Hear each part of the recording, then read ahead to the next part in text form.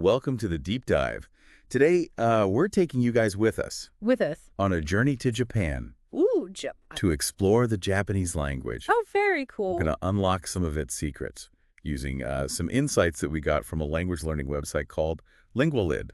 Okay. Buckle up, everybody. Buckle up, yeah. It's way more than just anime and sushi.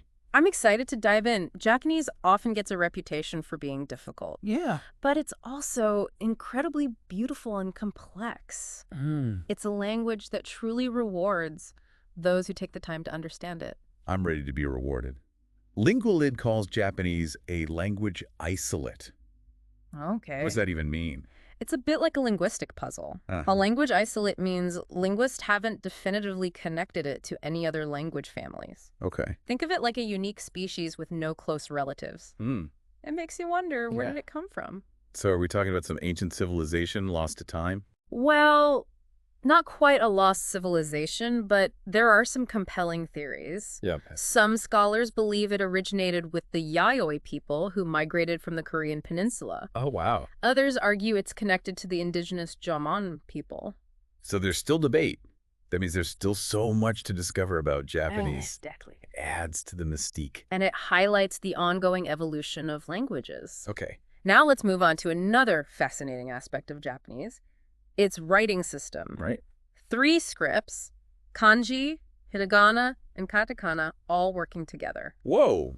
That's a bit more complicated than the English alphabet, wouldn't you say? It's like having 3 different sets of tools for writing. Yeah. I'm curious about how it all works. Sure. Where do we even start? Let's start with kanji, the most intricate of the 3. Right. These characters were borrowed from Chinese. Really? Imagine that. Adopting a whole set of symbols from another culture. Wow, that's fascinating. Yeah. Why borrow an entire writing system? It reflects the historical relationship between Japan and China. Okay. Around the 4th century, Japan began adopting aspects of Chinese culture, including Buddhism, and their writing system.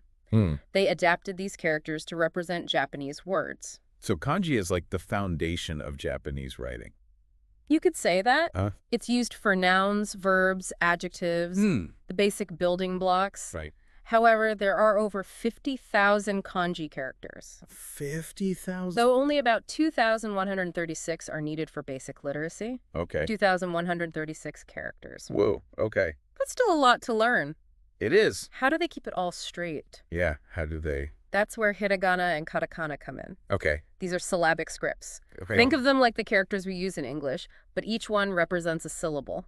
Oh, interesting. That does sound a bit simpler. It does. So is hiragana like a simplified version of kanji? It's more about functionality. Okay.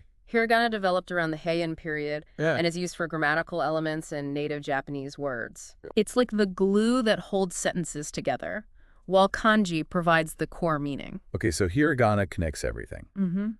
What about katakana? Yeah. Where does that fit into this intricate system? Katakana, also from the Heian period, Oh, interesting. is primarily used for foreign words, technical terms, and onomatopoeia.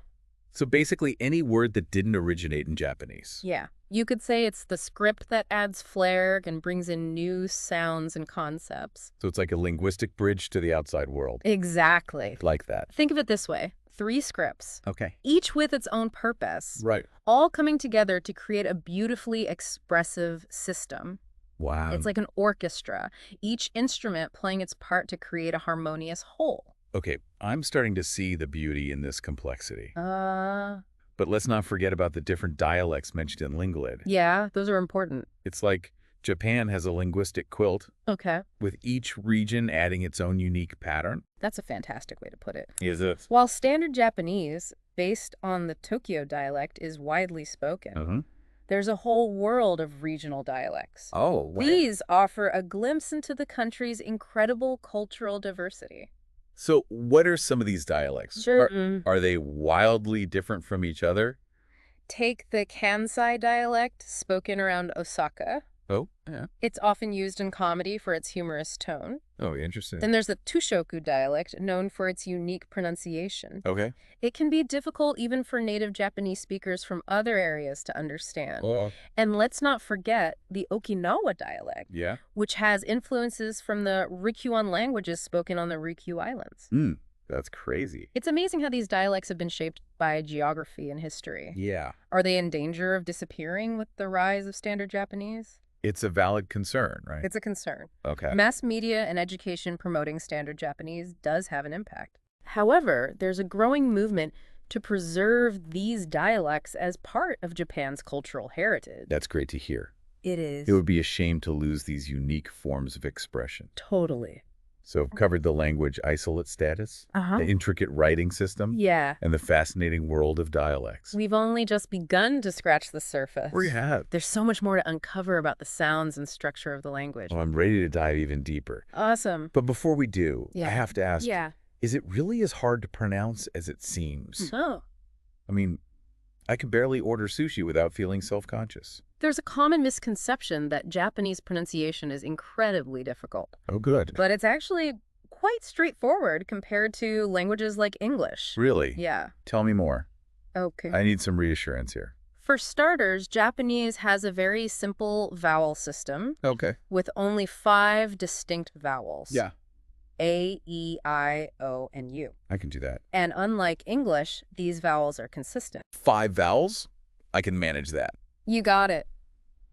But what about all the consonants? They look so different. While there are consonant sounds that might seem unusual at first, Okay. the rules are generally consistent, Ah. making pronunciation predictable. So it's not about the individual sounds, but how they all fit together? Exactly. No. There's also a concept called pitch accent, similar to stress patterns in English. Okay. It's used to distinguish between words that are spelled the same but have different meanings. So it's like a subtle musicality to the language? Precisely. I like that. Think of it like a melody. Okay. It's the rhythm and intonation that truly convey the meaning. So that makes it sound so much more approachable. Yeah, It's like learning a new song rather than a whole new language. that's a great way to think about it. Is it? With practice, you can learn to appreciate and even sing the beautiful sounds of Japanese. I'm ready to give it a try. Awesome. But what I really want to know is what makes Japanese so beautiful? What draws people to this language? It's a question that goes beyond just the mechanics of the language. Yeah. Japanese is often described as a language of subtle beauty and intricate nuances. Help me understand that. Sure. What do you mean by subtle beauty? Think about the elegance of the writing system. Okay. The combination of kanji, hiragana, and katakana creates a visually stunning and expressive art form. Uh-huh. The characters themselves have a certain grace and fluidity. I can see that even if I can't read the characters themselves. Yeah, I'm drawn to the artistry. I get that. Beyond the visual aspect, Yeah, there's also the beauty of Japanese grammar and syntax. right. The language is known for its politeness levels and honorifics. Mm-hmm. It reflects the deep cultural values of respect and harmony in Japanese society. It really does. So it's not just about being polite. yeah, It's about understanding your place in relation to others and using the right language to show respect. exactly. It's pretty cool. It's like a subtle dance navigating social cues through language. That's awesome. I'm starting to see the depth and complexity of this language. Me too. But Lingualid also mentioned something about onomatopoeia. Right. What's that all about? Yeah, remind me. Ah, onomatopoeia. Okay. Those words that imitate sounds are abundant in Japanese. Okay. They add this wonderful layer of sensory detail, allowing speakers to paint vivid pictures with their words. So it's not just meow for a cat, Right. but a whole range of meows. Exactly. Oh, wow. It could be yeah for a gentle meow, goro for a cat purring, or fu for a cat hissing. Cool. These words create a more immersive linguistic experience. That's incredible. It's a testament to the expressiveness and nuance of the language. Yeah. And remember, we've only just scratched the surface. Oh, no. There's a whole world of proverbs, idioms, and evolving slang to explore. Wow. It seems like there's always something new to discover with Japanese. I think you're right. I'm eager to learn more. That's the spirit. This has been an incredible deep dive so far. It has. It's like we've opened the door to a whole new world. And we're just getting started. Really? Stay tuned for part 2, where we'll explore some of the challenges of learning Japanese Okay. and offer some tips to make the process more enjoyable and rewarding. All right, cool. I'm looking forward to it. Welcome back to our deep dive into the Japanese language. We've uncovered a lot about its history, unique writing system, and regional dialects. Right. But Yeah. let's face it, learning Japanese is often seen as a pretty daunting task. It's true, there are challenges, but it's important to remember that every language has its quirks. Yeah. The key is to approach it with the right mindset. So you're saying we shouldn't be intimidated? Exactly. What we often perceive as difficulty is simply a reflection of how different Japanese is from our own linguistic background. Okay, I'm starting to see your point. Good. But what are some of the hurdles that might trip up a new learner? The writing system, with Okay. its 3 scripts and thousands of kanji characters, Right. is often the first thing people think of. Right. It definitely takes dedicated effort to master. Yeah. I can imagine trying to memorize thousands of characters can be overwhelming, Yeah. especially when they look so different from the alphabet we're used to. It's a shift in perspective. Okay. Instead of memorizing characters in isolation, focus on learning them in context. So it's about connecting the dots, not just rote memorization. That's the key. Okay. And thankfully, there are so many resources available now, from apps to online courses, Right. that make learning kanji more engaging and interactive. You can find one that suits your learning style. That's good to know. What about the grammar? Yeah, the grammar. I've heard that Japanese sentence structure is completely backwards. I've heard that too. That's a common misconception. Is it? Well, the basic sentence structure is subject, object, verb, as opposed to English's subject, verb, object. Right. It's not backwards. Okay. It's simply a different way of organizing information. So it's just a matter of adjusting to this new way of thinking about sentences. Okay, cool. And that's the beauty of learning a new language. Yeah, It expands our understanding of how language works, right. challenges our assumptions, and opens up new perspectives. Speaking of challenges, Lingualid also highlighted the importance of honorifics and levels of politeness. Right. That seems like it could be a minefield for someone who isn't familiar with Japanese culture. It's definitely a unique aspect of the language, but it's also incredibly fascinating. Okay. It reflects the deep respect for social harmony that's embedded in Japanese culture. So it's about more than just saying please and thank you. Mm-hmm. You're saying it's about understanding your place in relation to others. Exactly. Yeah, okay. It shows respect for the person you're speaking to Yeah. and demonstrates a willingness to engage with their culture. I can see how mastering those nuances would be rewarding, Yeah. but also how messing them up could lead to awkward situations. It's like learning a new dance. It takes practice to learn the steps and move gracefully. Okay, we've talked about the challenges. The writing system, the grammar, the intricacies of politeness. Right. But what about the rewards? Why should someone even bother with all these hurdles? That's where the real magic happens. Okay. Think about it.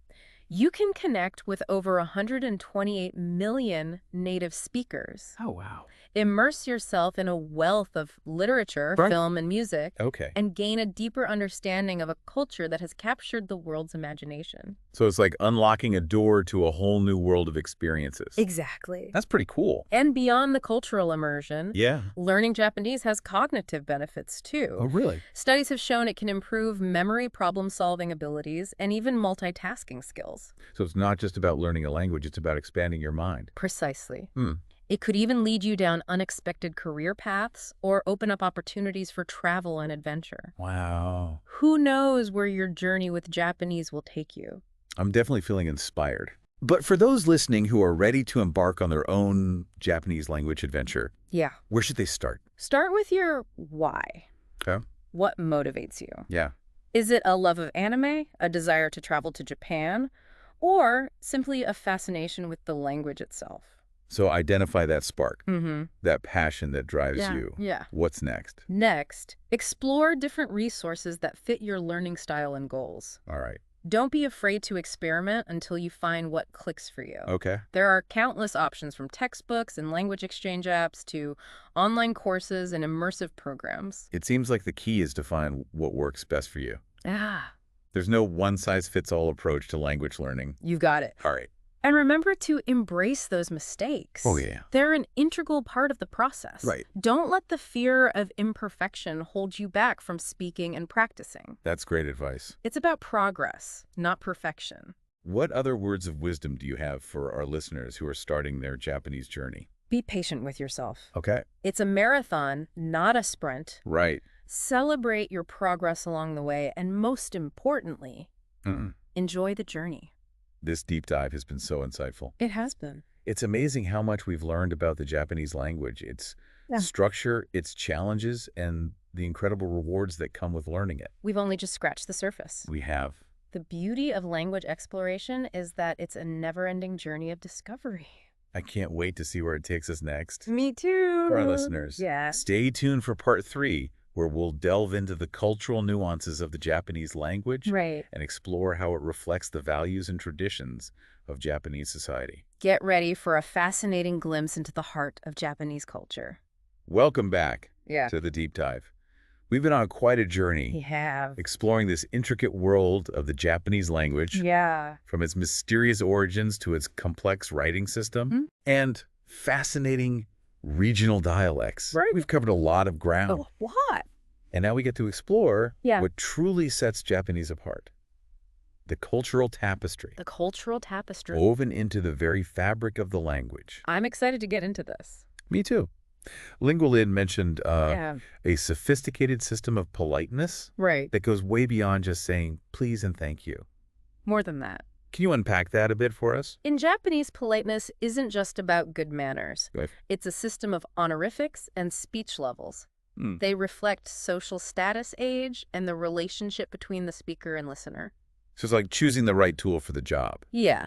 But instead of a hammer or a screwdriver, Right. you're choosing the right level of formality. That's a great analogy. Is it? The way you address someone, Yeah. the verb forms you use, Right. even the vocabulary you choose, Right. all depend on who you're speaking to and the context. That sounds like there's a lot of room for error if you're not careful. There's definitely a learning curve. Yeah. But it's also incredibly rewarding to master these subtleties. Okay. It shows a deep respect for Japanese culture Hmm. and a willingness to engage with it on its own terms. So by learning the language, you're also learning a whole system of social etiquette. That's true. What other aspects of Japanese culture are reflected in the language? One that immediately comes to mind is the emphasis on harmony and group unity. Okay. Japanese society values maintaining social cohesion and avoiding confrontation. This is reflected in the language through indirect expressions, Okay. avoiding absolute statements, Gotcha. and prioritizing the group over the individual. That's fascinating. It is. So even the way ideas are expressed is shaped by this cultural value of harmony. Exactly. It's about maintaining balance Right. and avoiding disruptions to the social order. Hmm. It's almost like a dance where everyone moves together in sync. Now, I remember Lingualid also mentioned onomatopoeic words. Oh, yeah. Those words that imitate sounds. Yeah. Are those connected to cultural values, too? Absolutely. Okay. The abundance of onomatopoeia in Japanese reflects a deep appreciation for sensory experiences and a keen observation of the natural world. It's like they're painting a soundscape with their words. Precisely. Yeah. And it goes beyond just imitating sounds. Okay. There are onomatopoeic words for emotions, Mhm. movements, textures, you name it. Oh, wow. They add a vibrancy and depth to the language. As we wrap up our deep dive, Mm-hmm. I'm struck by how much more there is to Japanese than meets the eye. Yeah. It's not just a language. It's a window into a rich and fascinating culture. Couldn't agree more. Could you not? We've only just begun to explore the depths of Japanese language and culture. Oh, man. There's always something new to discover. This deep dive has definitely sparked my curiosity. That's great. I'm feeling inspired to learn more about Japanese culture. Maybe even try my hand at calligraphy Oh, or learning a few phrases. that's fantastic. Is it? Remember, the most important thing is to approach it with curiosity and respect. Okay. Embrace the challenges All right. and enjoy the journey. You've given us so much to think about today. It's been fun. For our listeners, we hope this deep dive has given you a new appreciation for the beauty and complexity of the Japanese language. Yeah. Remember, learning a new language is a gift. It is. It opens up a world of cultural understanding and new ways of seeing the world.